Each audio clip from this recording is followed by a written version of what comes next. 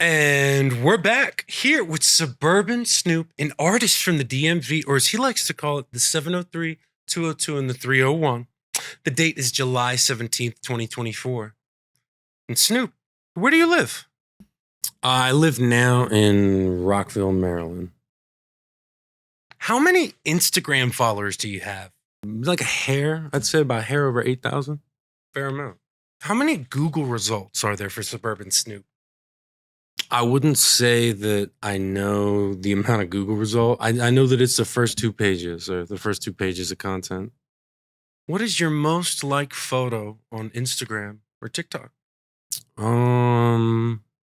Most like, but actually, come to think of it, it's a more recent one. This one that we just did it on TikTok the other day. It's like a Bronco post, but whenever Bronco's this new music video that I just dropped. And at the beginning, I sample some sounds. And instead of just starting the song where it starts like in the video, I started that shit like 3-4 seconds later. Just because, like, TikTok people don't have patience. They don't have, it's just, they want to get right to the content. Where's the beef? You know what I'm saying? So it's like, yeah, I started it closer and I picked up like thousands of more views, like 3,000-4,000 likes. It was kind of wild, low key, how much traffic now like I'm getting from TikTok. I really wasn't on board with TikTok for quite some time. Like, just because, like, I don't know. It's not the type of social media I use, right? I use some more into like Reddit I really kind of changed gears so recently. I had to get on board, and my new manager was just like, "Yo, TikTok's where it's at with if you want traffic, if you want to really get stuff." So I see what it is now, and plus Bronco is really one of my best piece of content that I've really put out there. Definitely check it out if you ain't yet. What's your favorite food right now? And what do you like to eat? That's a tough one. Favorite food. Ooh.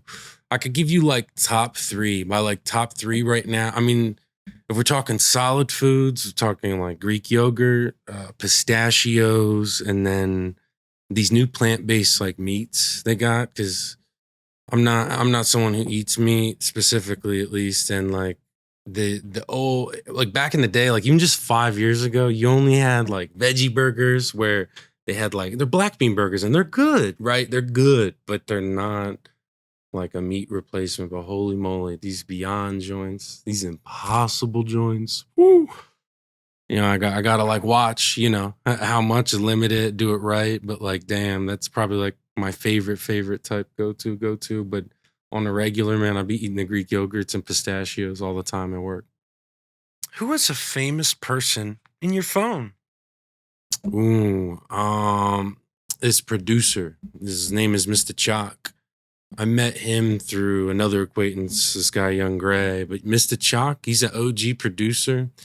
He did Ice Ice Baby. He kind of was on the come up back with like Dr. Dre and NWA times. And yeah, I just had the pleasure of getting to message him back and forth a little bit through Instagram and hear feedback and whatnot. And I'd say by far he's probably the biggest. What is the biggest thing to happen in your career? Biggest thing to happen in my career? This draws a blank. I feel like I've done a lot of big things, but I haven't really gotten. There's not one singularity I can think of. Biggest thing career wise for me right now, I'd say, is my new manager, Nate the Great. He's really just he's given me a lot of pointers. Not even just pointers. He's like a coach, the way like a sports coach used to be. Holds you accountable, teaches you new techniques, makes you achieve things that you didn't ever even one think you could achieve yourself, or two, maybe you never even dreamt it into reality, or that thought may not even cross your mind. But he's just been putting me on to so much and just helping me organize my life. Not even just with the music. Like it's like it's starting with that, and then it's got the little chain reaction, domino effect type shit happening. And like, yeah, this shit making me happy, making me excited. But I'd say that's probably the biggest thing right now is Nate. You watch to see what we got coming this year and how we're gonna grow the brand and really grow Suburban Snoop. What is most important to you right now? Most important, I'd say like probably family. You know, at the end of the day, like it starts with the wife. I got a wife. I got little 4 kiddies, and like it all starts with family, man, and having her support, their support. Like it's funny you talk about like an animal with support, but like holy moly, like it's crazy how sometimes whether you're feeling up or feeling down, like you get to hold and you get to pet it, they make you feel a certain way, and then all of a sudden you create in a certain way. And then like, you know, your partner, your wife, this magical shit. Magic. So I'd say that's most important. I've really had some great support. I've never had support like I have from her from a partner, and support with the art, the brand, pushing it out in the streets, everything we're doing. She's always there and always there by my side. But whether it's not even with music then and with health or work or other aspects of life, I'd say, yeah. That's really what makes it most important to me. Are you more confident this year compared to last year? 1,000%. 1,000%. The confidence is through the roof. I want to say, I feel like the old Kanye, you know, like back in the day when he would take over the stage, like, no, I'm not trying to do that. But like, I feel like Kanye used to do this thing, at least when I saw him when I was a kid, like young, where like when he take over the room, he take over the room. And like, sometimes I feel like yeah, the confidence, like whether it's been at work, whether it's been at what I'm doing on music shit, no matter the grind, no matter what I feel like I've been doing now, I feel like I've been just in the zone. Life's been like sharper than ever before. And it really starts with confidence because if you don't believe in I mean, yeah, you don't believe in your shit, you ain't gonna go nowhere with nothing, right? And even when that confidence level drops, I'd say the biggest thing I've learned is how to find it, or not necessarily how to find it, but you know how not to lose touch. You know, you lose touch. We're human. You're gonna have your ups. You're gonna have your downs. But like when you have your downs, like you gotta be able to have activities, people, and surroundings that help you bounce back, like a basketball. Bounce right back up, and then you take them up. And yeah, you know, eventually you go back down, but as long as when you're going down on the coaster, like you already know what you're gonna do to after we get the bend and go right back up. Right? Confidence is crazy. Do you think you're successful? Yeah, I would definitely say that. I like I mean, it ties in with the confidence factor, but you know, I put myself in stupid situations young, you know, caught some charges and shit, and like that's been one thing, yo, just digging, whether it's been grinding through work or grinding to be clean, grinding, pushing yourself not to trap, not to break the law, do that shit, that slow money, bro, because like ultimately it traps you. And like I dug myself deep, caused some felonies, and finally bounced back. It took years, fucked my credit up with the bail, the lawyers. I caught a blessing, not a blessing. Let me back up. It was a blessing in my life, but not a blessing overall. But basically, when COVID hit, anybody who had like clean, clean anything, or I guess like if you had like a clean record of your probation or your parole, like they basically just one day cut us all loose, or just yeah, and they cut it, and so yeah, no, but that really gave me a huge fighting chance, and then the car industry most recently. I learned as a salesperson. I just joined, not knowing shit really. Just coming out, I used to be a barista before, and then I got caught up when I was trapping after a couple years. And once that shit spit me out, I joined the car biz and eventually became a manager, and then eventually became a general sales manager, and had my own store for a couple years. We killed that shit. Number one in Maryland for Volkswagen, like year upon year upon year, like triple time in a row. And nah, that success in the car business really helped me find myself again. You know, ultimately I let it consume me too much, and that shit chewed me up, spit me out. I was like, I quit. I came back now like at a moderate rate, no more than like 50, 55 hours, right? Them 80-hour weeks, the 70-hour weeks, you can't let that shit'll like, it'll take your art away. It'll fuck you up. It'll fuck your body up. It'll fuck your mental up. You start sacrificing stupid shit and ruining important things in your life. Like Yeah. So just be careful. That's all I say with that. How often do you get recognized in public? I wouldn't say I get recognized yet with music. You know, my music's just not quite to that point. You know, that's why we're trying to push it. We're trying to grow it. I get recognized for the wrong reasons, like at the dealership, because I'm a used car manager now. So everybody who has a problem with anything going to be coming my way. And yeah, no, I mean, I have fun with that job though, because like there's always an answer. There's always a solution. Like I'm a people person. I like to be honest and transparent because like you can still do business and still make money, still build a huge customer following. You just gotta, you know, build value in yourself and all that shit. And with that come, you know, like Uncle Ben always says, great power comes great responsibility.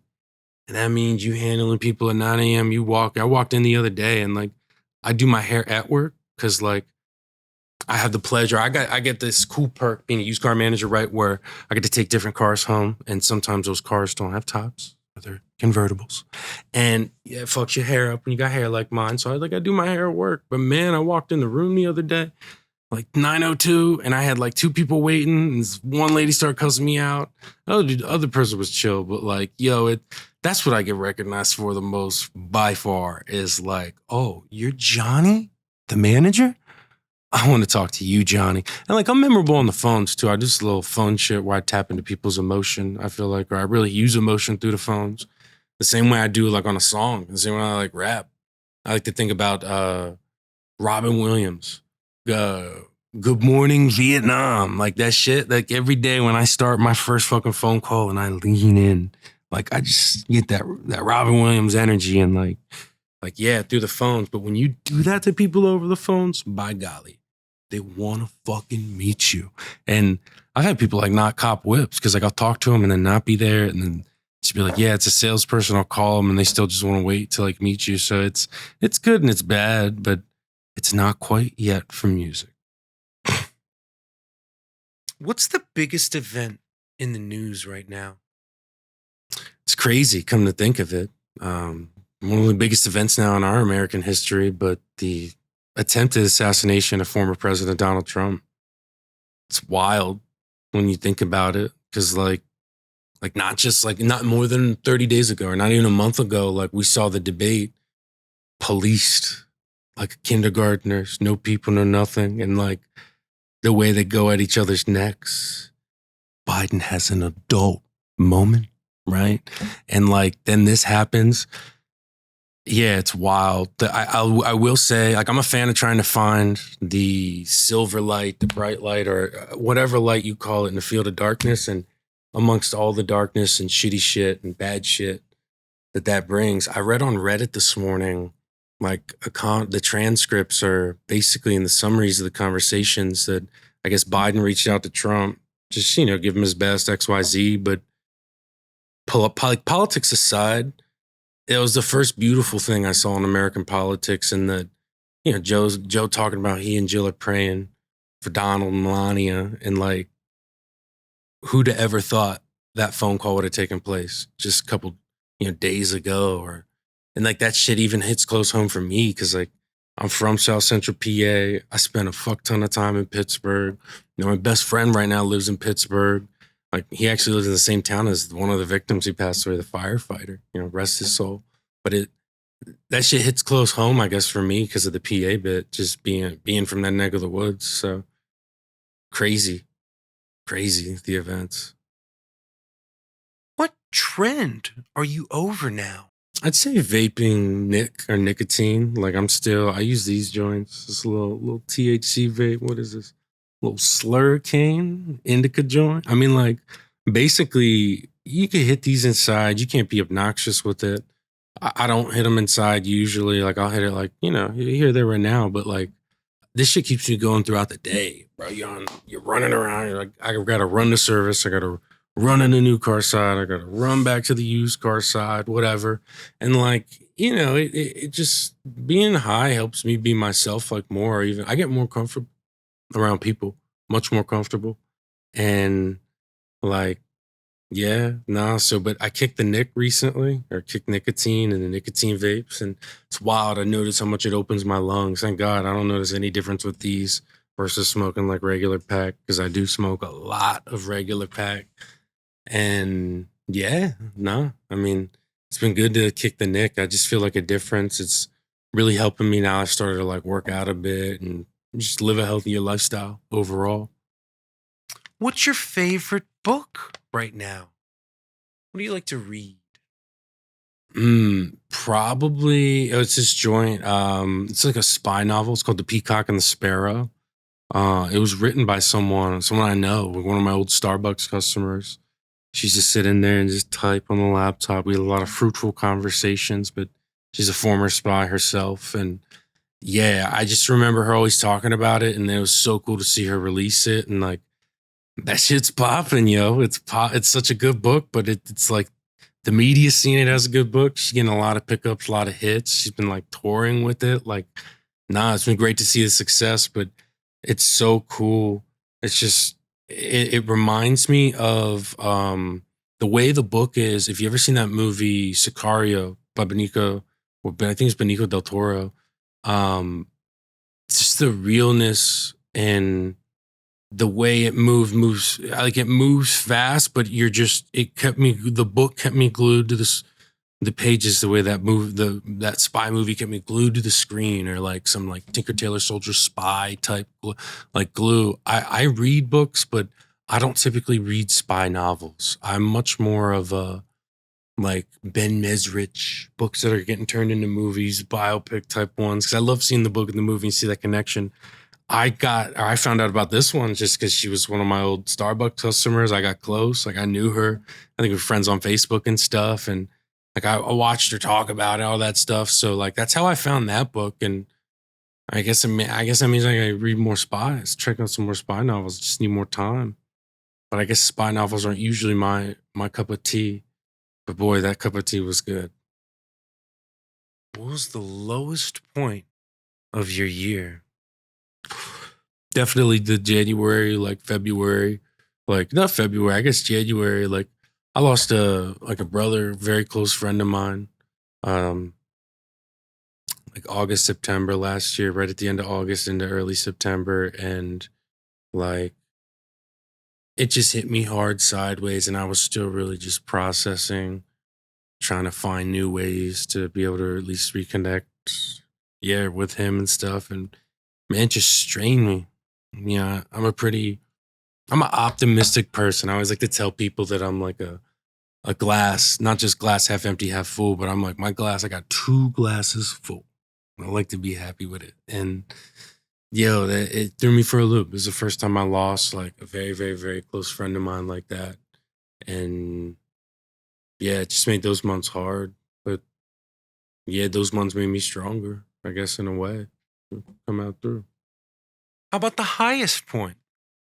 Definitely right now. I'd say for sure right now. Like I got Bronco out. It's a huge accomplishment just to get a new video out for the year for Suburban Snoop. You know, I haven't had a video out in a couple years now. And last time I was dropping a video, like shit hit the fan with the feds and I got caught up and it just fucked the release and the promo shit. And it's just like, yeah, no. So it just felt good to finally get something else out finally. And like, all the new stuff I've been learning from my coach, Nate, and getting on a grind of a track there, getting healthier, getting closer, the bond getting closer with my wife. That's been better than ever. Our kitties are growing up even cuter and nicer than ever. Like I'd say definitely right now it's been a very high point. I got my in-laws coming next, what, 1, 2, 3, like next week type. I can't wait to see the in-laws though. They're from Brazil. So they're flying in from Brazil and it's gonna be such a fun time when they're here. But I love the prep process, right? Like just not just even getting the house ready, getting the gifts ready, planning the trip. I love itineraries, like getting to do that. Like it's been inspiring me with the music. Like I listen to a lot of like Portuguese stuff lately, and Portuguese artists, Brazilian artists, and it's just been giving me on a vibe, such a vibe, and pushing Bronx. It's been helping me maximize my time. pushing my Broncos stuff and making me feel so good. Such a high point right now. Definitely the highest of the year by far. So I know you're quite in the movies, but tell me, what's your favorite movie? Too simple of a question. There's too many movies on this earth. You know, I could give you like top 5 favorite directors, maybe. Top 5 directors, what? Tarantino, Kubrick, Scorsese, Spielberg, and Ridley Scott. That'd be my top 5. And then I give honorable mentions to the new gen, what? Adam McKay, Chris Nolan, Jordan Peele. It'd be like my 3 honorary mentions then. And like, favorite movie, I guess I've been rewatching. I've watched it my whole life, but rewatching recently, I got this sick fucking tattoo. I don't know which camera can catch the tattoo. This shit's it's Reservoir Dogs. It's a Quentin Tarantino movie. And I got it's Mr. Orange and Mr. White. Like when they're riding and he's bleeding out, but they're fucking crayons. And it's so cool. I got another Mr. White right here too. I didn't even realize that till I was driving home, I think. And I like looked down and like it hit. That's when that dawned upon me. I couldn't believe me or my artist didn't realize the Mr. White connection right there. But damn, yo, I fucking love Reservoir Dogs. Like I've just been rewatching it. Something I love with movies and cinema is like getting to share it with people and getting to show people movies. And like I've been just having the opportunity to show that movie to more people recently and like watch it with them and to fucking see their reactions. And like how they're not expecting it. My wife fell in love with it. Some of my friends recently just fell in love. And I don't know, I guess that'd be my favorite movie I've been rewatching, like binging right now. I got that bitch doesn't leave the Blu-ray player stack.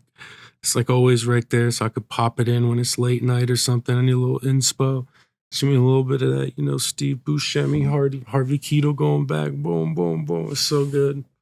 So good. But nah, check out any of those 8 directors for real, because like those are my top 5 and top 3, I guess, honoraries. More recent.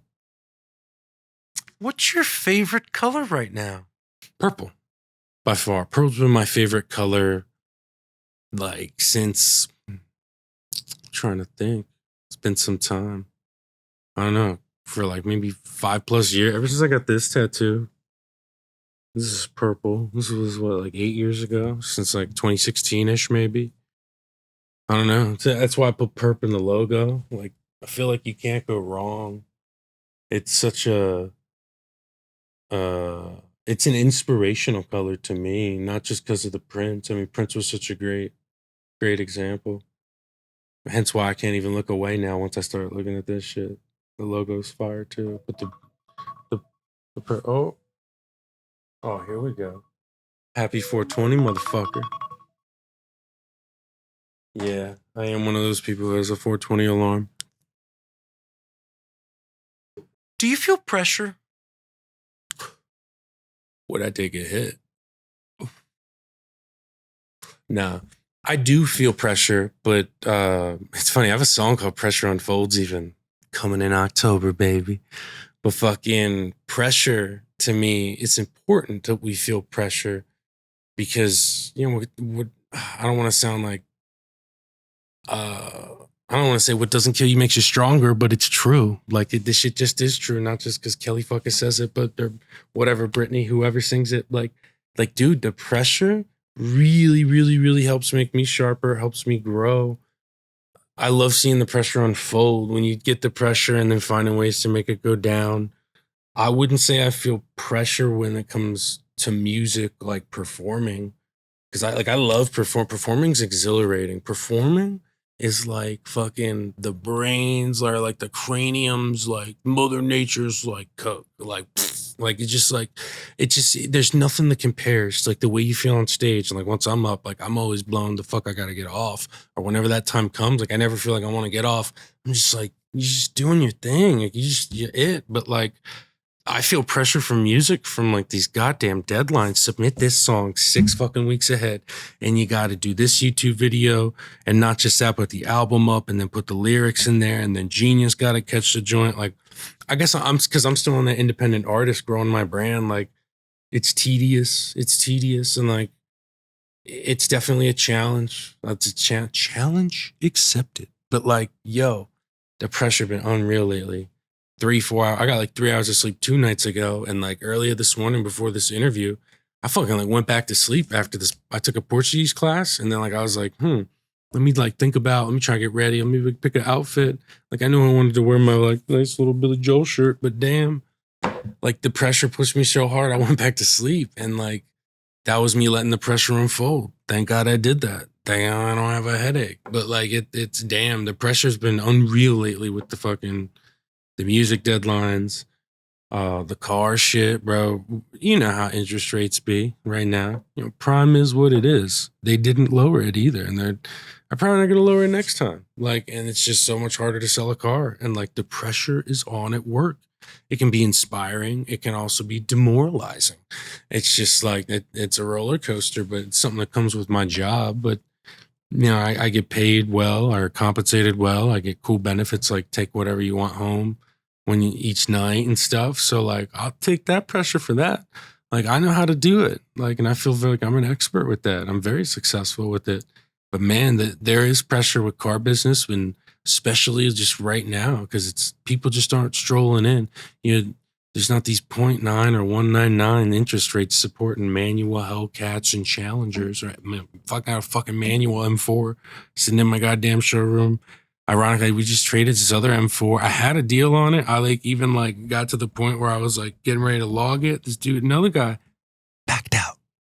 Just like Kendrick came in and what he did to Drake keeps happening to my deal every time. I see a dead deal. Every time, bro, with that fucking manual M4. Everybody sees the rate and they balk. So like the pressure's on to move that goddamn car. But once I move that car, like what inspires me the most is the success that you feel.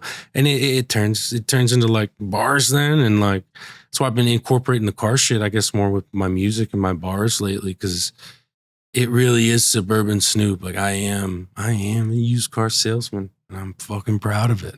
And it's like the challenge, the hunt, the grind that comes with that. It's been pushing me, inspiring me more and more with my music. You know, Bronco's named Bronco not because of the horse. It's actually because of the whip. I was your friendly neighborhood Ford expert back when they repumped Broncos into the market in 21. And that's when I got that beat. So like the car shit really drips into the Suburban Snoop shit. Yeah, quite a bit. The references, I'm trying to think. My next album, I got a couple songs, like Escape, I'm thinking. I used to start songs after like the name of a car just because like, yeah, it was just easy. I didn't have a name for the beat, but like I'd look at it, some cars and be like, whoa, that kind of sounds like that in a way. I remember this badass fucking, I don't want to say badass, no Ford's badass, but like people fucking, they don't go to Fords because they want them, they go because they need them. Like, right. It's not a Beamer, but like it, I don't know, I was working there and like I had to feel badass about the car. I guess Bronco I'd say is badass. I take that Ford statement back. It's like 90% of Fords aren't badass, maybe 10%, 15% of Fords are badass. Ronan, your dad's Ford is badass, okay? He's got a Bronco Raptor. That shit actually is badass as fuck. But like I said, 90% of people go to Ford because they need that approval, baby. Give me that approval. Is there anything that annoys you that didn't a year ago? Anything that what? Say that again? Is there anything that annoys you that didn't a year ago? New annoyances. What a unique question. I wasn't prepared for that one. So like insert Law and Order sound. Dum dum. I can't even like think of the crime. Nah, I'm trying to think of new. I mean, I have annoyances, but I'm trying to think of like new ones. I guess my biggest annoyance is like that we only have 24 hours in our day. I just don't have enough time to like make the bread I need to like then chase the art and do it. You know, I'm really trying to pop this off so I can like do my art full time. But goddamn, that time is an annoyance when you don't have enough of it for real. So I don't really find annoyances with people because I have to deal with all types of different people. So I always have an optimistic perspective or outlook in it, especially when you deal with a problem customer. You got to have like a positive attitude, right? You got to feel positive, right? You got to smile. You got to make them feel like they're at Disney World, even if they're pissed off somebody crapped in their cornflakes. And like, yeah, you really, I always just put the smile on like with it. So I wouldn't say people ever frustrate me, or not necessarily frustrate or an annoyance ever really, because like I just don't interpret it that way. I guess because of my job, because of what that used to be. I get annoyed sometimes how unsafe people drive. Maybe I get annoyed that I can't get more traffic to my Instagram. Got to figure that one out. Like I feel like I have like first world annoyances. Like I don't know, like, but they're not new. They've always been there. Who is the biggest person you've ever performed for? The biggest person I performed for, probably Arsenal. It's this battle rapper. He's on one of my tracks, one of my older ones, Burbs. He's probably the biggest, so by far. Are you aware of people when you're playing? Hell yeah, yo, because like people to me are a part of the experience. I like to, yo, I love the energy from audiences. It's like, I don't want to say it's like gasoline, but it's like gas for your engine, you know, like the way they're responding, they're vibing. In smaller venues, I always love to get people and like, or like, you know, grab an audience member, use them for a bit, sit them down in a chair and like talk, like rap to them or involve. So I used to make coffee way back in the day in my Starbucks days. I'd have some coffee shit on stage and pour cups of coffee and hand them to people that could put their hand out and want it. And like, I was just trying to be unique. But what I really liked with the coffee shit was it actually made the venue like, I don't want to say stink, but it made it smell like a Starbucks or smell like coffee. See, some people, you know, 20% of people, I'd say 25% of people don't fuck with that. 75% of people do fuck with that. So like, yeah, no. But I really like just interacting with the audience and just sometimes whether it's a response or whether you're actually using them.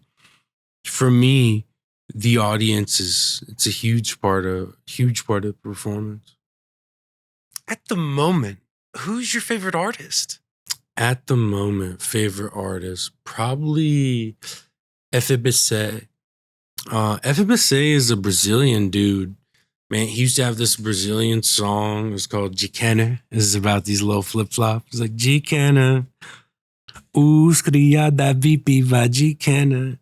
It's so good. It's such a little bop, bro. But like, he has just developed and formed into such a cool artist. His album now is, I think it's called FBC. No, it definitely is. Badass as shit. He's sitting there and he's holding like a fucking disco ball. Sit with shades, all black. He's sitting in the middle. Oh, it's just like so perfect. But it's like a disco funk, like if the 80s fucked the early 2000s and like had a disco pop funk baby, bro. It's like I don't speak Portuguese. I'm taking lessons. My wife's from Brazil, but like I don't really speak it. And as I'm now learning, and I'm like probably like a level 1 speaker, sit right, like. His songs have just, especially that fucking album, just like made the language make sense and just it's like shattered the mirrors, bro, the boundaries of it. And like the way he flows and just not even knowing what he was saying and then knowing small words and then looking up the other shit and seeing the translations and just, yo, like I fell in love with him as an artist. So like, and I'm really focusing on my own music right now, just fine tuning my album for October and some small little tweaks here or there with some quotes and some movie sounds and shit I'm just using. I love using cinema shit, but I've been doing like 100% my own music. I realized recently, a couple days ago, maybe like a week or so. And man, once I put him on and like in the car again, because that's what I was listening to last, 2-3 months ago before I buried myself just in my shit to try and fine tune. He just, it took me out of this world. This shit made me cry. I was like driving. I don't know if everybody has those like, little music orgasm. Like you get off work, you take a hit of J, whatever. You driving, you just vibing, your song, and it connects, makes you cry. Like I don't know, it's like an eargasm. I think as Dre used to say, no diggity. But like yeah. He been giving me the most eargasms lately because it's not just the Portuguese, it's the beats, the flow, the transitions. I can't help but move every time I hear it. And even if I'm down, if I hear it, like it just can't help but bring me up because he just takes me back to like when I went to Brazil for the couple weeks there and just how I felt, the relief, the release, the disconnect, the connect to earth and people. And it's just the food. It's everything. It's amazing. So yeah. What's your best approach to songwriting? What do you do? How do you, Suburban Snoop, write a song?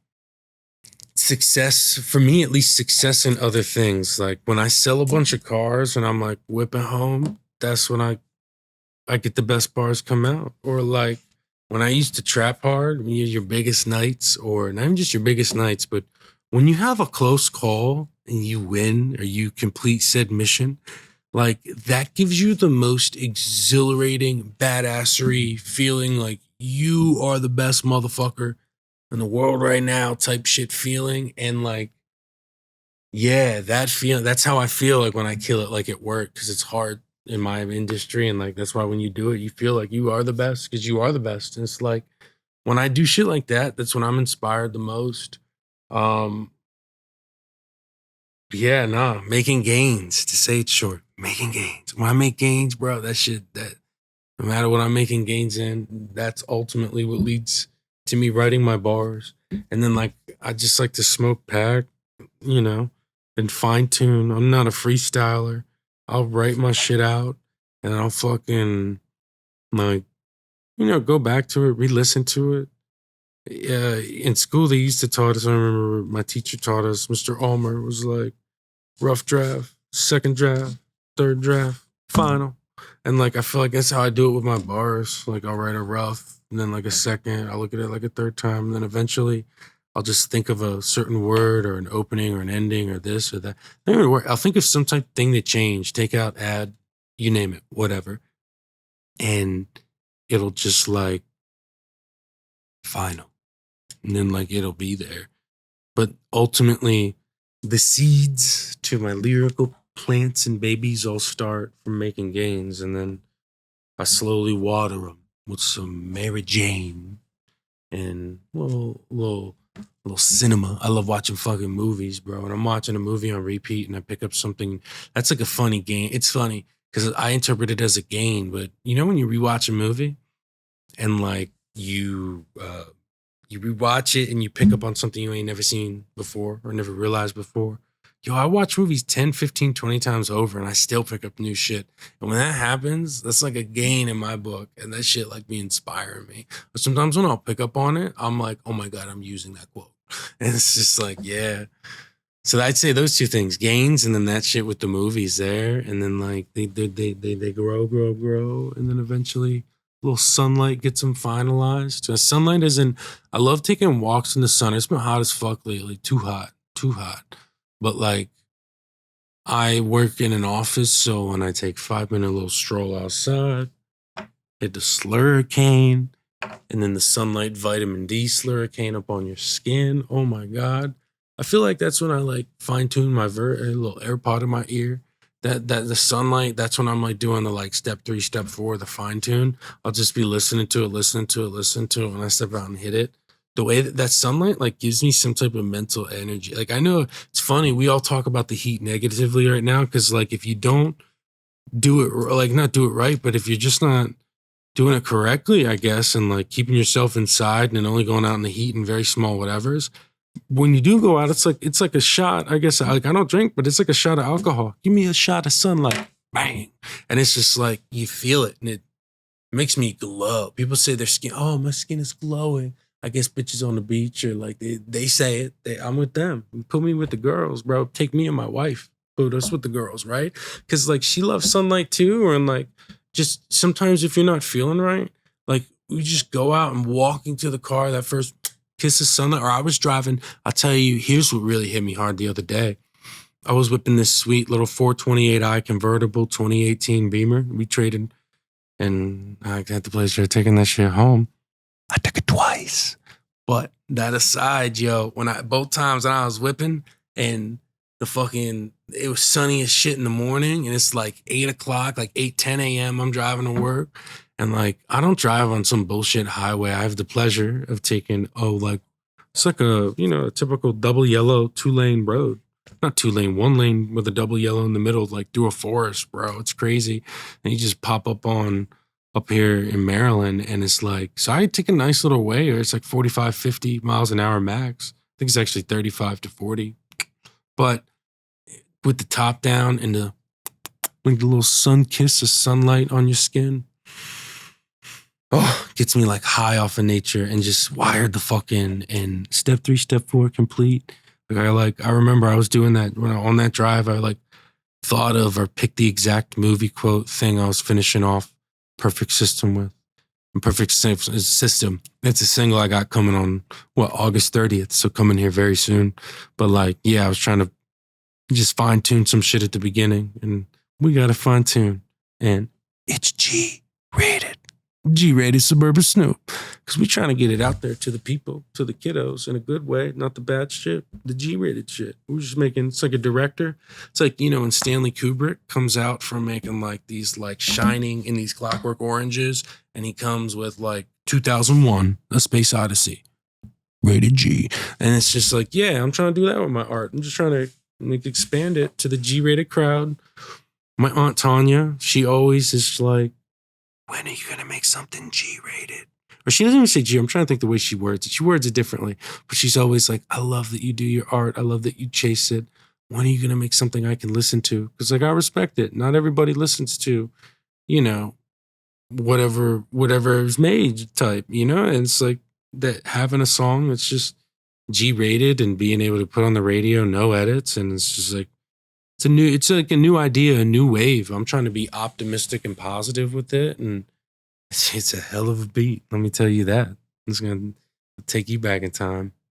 How do you feel about the music industry? How do I feel about the music industry? Good question. I don't really like think much about it. I just think about what I'm hustling on and what I'm doing with like my music. I've been really out of tune with the shit recently. Like I only caught up. It's funny. My best friend, he's like into everything of like not just like music shit, but he's a very knowledgeable, very smart, intelligent person. And I mentioned, or he asked me about like, yo, did you hear about Drake and Kendrick? And I was just like, like sorta like I'm on Reddit. Like I use like Reddit. Maybe I get like a meme or some shit here or there, but I haven't been exposing myself to other music because I've been so focused on fine tuning mine, and I've been working on prepping my live sets so I can do live stuff. And like for me, it's just like it's like I guess like with exercise, you got to commit yourself to it. It's like I'm committing my ears to that, and it's like yeah, and it really just I was not in tune, but I did recently catch up. I watched like a 12 to 15 minute video. Some dude on YouTube, thank you, whoever you were, because I don't remember your name. But for real, he caught me up. That's wild. And like that music, and yeah, that shit blew me away low key. Like I love the music we get from it in a way, but it actually disappoints me. I mean, like nobody likes to see like the towers fall or shit crumble. And it's just like, I'm more on the like unity or like the step J. Cole took. That would be more the step towards I would take, I feel like, for sure. And like while we did get some cool songs and singles here, it does break my heart in a way when I hear like I heard it's drawing a blank. But I'm thinking like the video with ASAP. What was it? Oh, fucking Problems. That song, bro. And like it's cool because they all are babies, bro. Baby Drake, baby Kendrick, baby ASAP, bro. Like they're all, baby 2 Chainz, bro. They're just like, it's crazy to see that video, but I heard it the other day. And like after, like I watched the video, I think that shit came on, come to think of it, when I was watching that YouTube shit to catch me up on like what has happened the last 90 days that I've been out of the loop. And it like made me cry on the inside because like, yo, I don't know. It just fucks me up in the head to think like, damn, does that mean we're never going to get a Drake Kendrick track again? Like, I hope not, bro. Like, I don't know. So like that shit fucks me up with the industry when it comes to like rap shit. The other stuff, like, I think are into that aside, like other industry aspects, because I guess the industry could be a lot of shit. I mean, I guess it's cool the internet's there and how it's connecting people. I wasn't really a fan of TikTok when it comes to that part of the industry, but I've changed my ways now.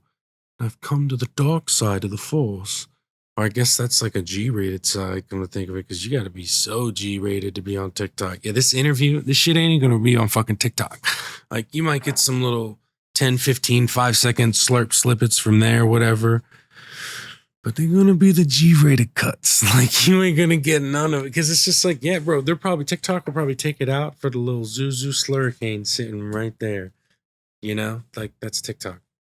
So I'm on board with TikTok. It's just I do different content, I guess, in a way for TikTok. But TikTok is hard. I don't like that I have to police my creativity when I make it. What's so unique and cool about the song Perfect System I got coming out from me and my buddy Alden, like when we made that song, like, and when I wrote my verses, like the shit was just G-rated because the movies we were watching and like the ideas and things I talk about, it was genuinely born. It's not like I had like the bumpers on, because like when I have to make something G-rated when I'm writing it, like I feel like bowling with bumpers, like, or like, yeah, I just feel like, or policed. It's like the other best way to say it.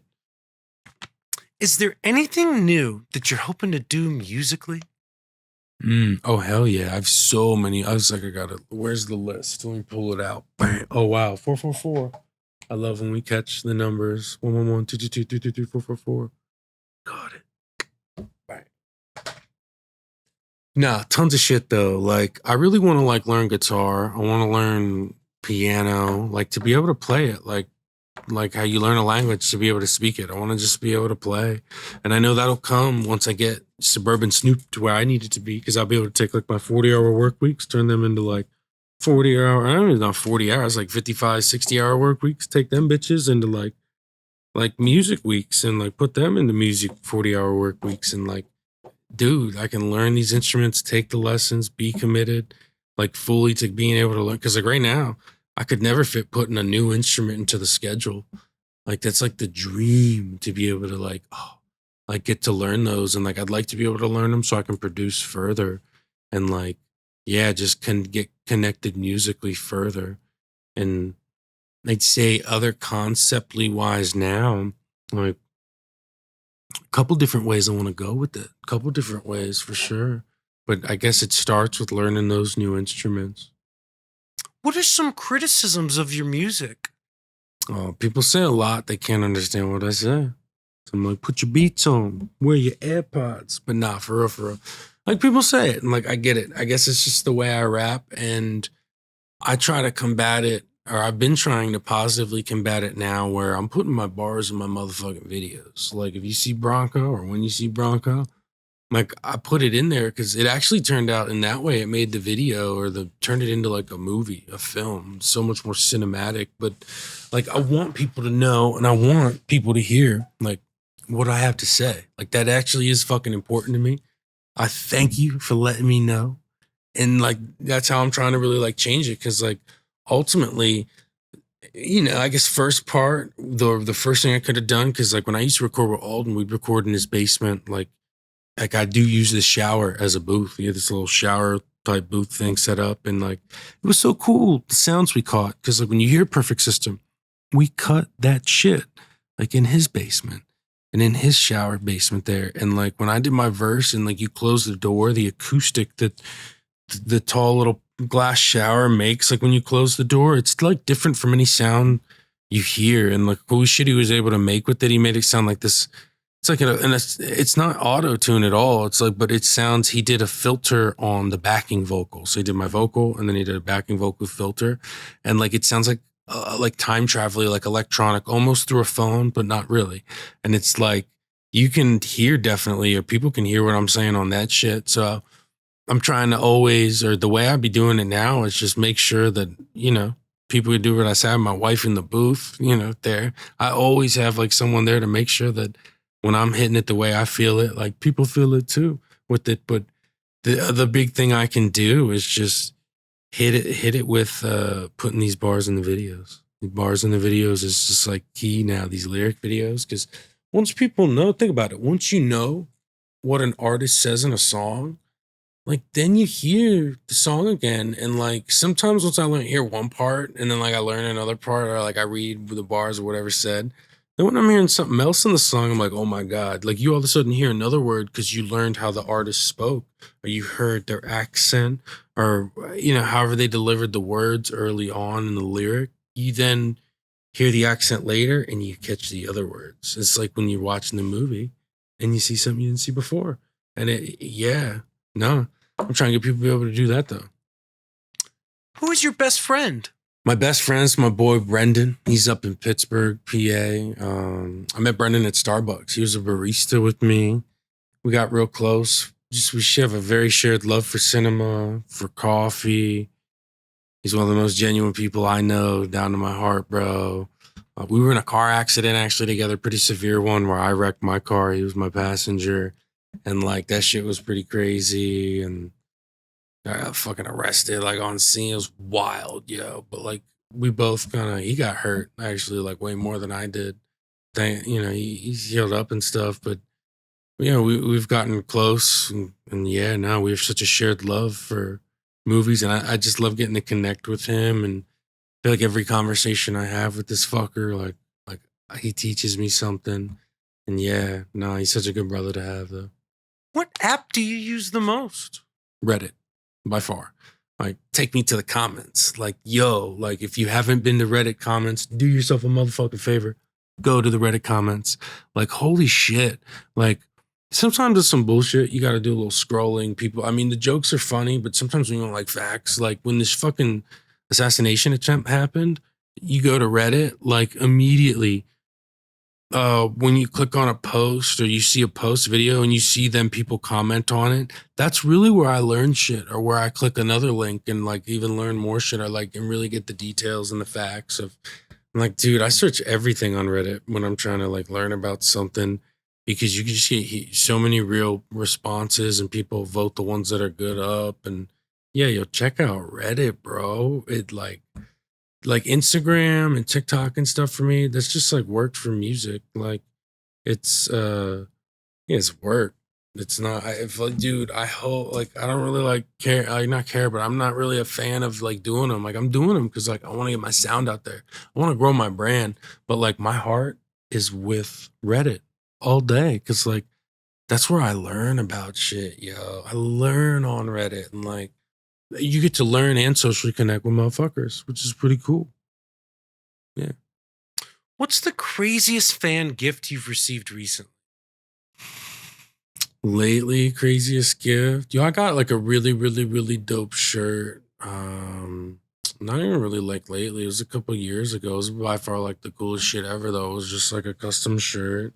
It had like a bunch of like Suburban Snoop, but they had like customly made it out of like, I guess it's called fabric paint.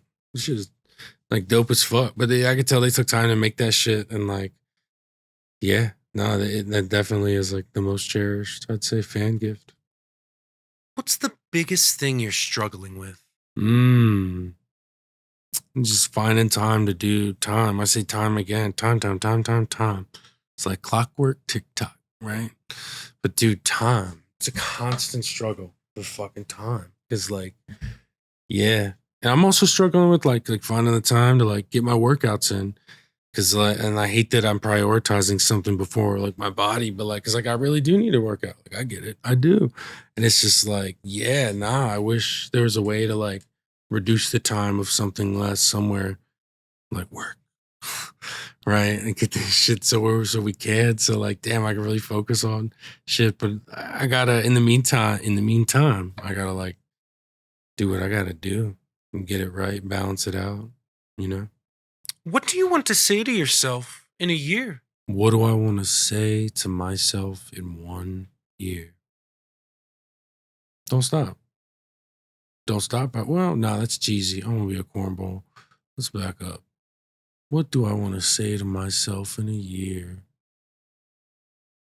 Stay in the streets. In the like, I got stickers lately. I've been like on my like guerrilla marketing grind and putting stickers up, and like my big thing, I always like tell myself like, yeah, no matter how big I get, like I'm always gonna put my little stickers up, and like take a picture or video where I am, because like I like to be like Banksy with it. If you know about Banksy, like how he puts his art shit up, I like to put it in unique places. Easter egg hunt, right? Me and my wife, we're really like the only ones who are like been doing it lately in DC, I guess. Got a couple homies been doing it on the VA side of things, a couple people down here in Maryland. We've been riding the metro to DC and back, just plopping them up everywhere with the QR code. Because we're trying to build the genuine fans. And like, I don't know if you've ever found, I found music from artists that way. Like where not even before the QR codes, they used to put like their handles like on the sticker. That's what we used to do, like with old stickers. And like, yeah, that's been fun. But I always tell myself, no, don't stop no matter how big it gets. So like there's another don't stop though. Yeah. Don't stop your music. Don't let anything stop it. Like I've had low points early in the year. Like I said, I had my low points and like, yeah, not stopping is what's gotten me to where I'm at right now. What kind of car do you have? I got a couple cars, come to think of it. Let's see. So I have a 2023 BMW X3 on Toro. Then we also have an Atlas, a 2023 on Toro. My wife and I have, she drives the 2022 ID4. It's an electric car, an EV.